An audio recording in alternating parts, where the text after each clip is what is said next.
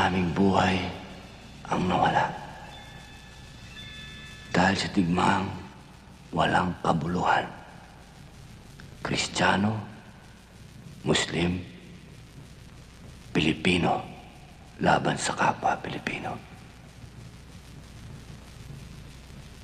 Si Malik, si Teniente, ako,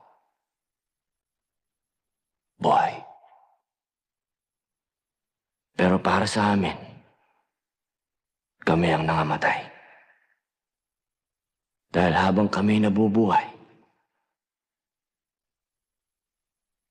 ang alaala ng malagim na labanan ay mananatili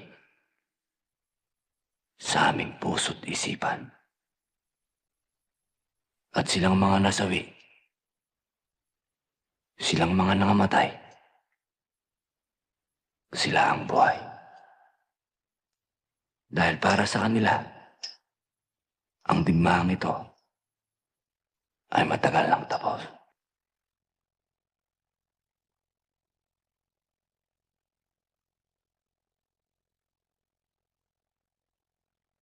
Kung kayo ang tatanungin,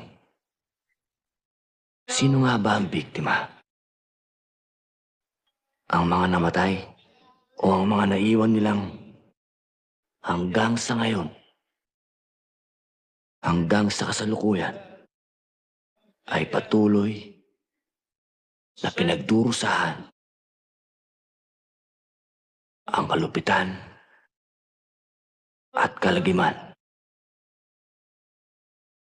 ng digmaan.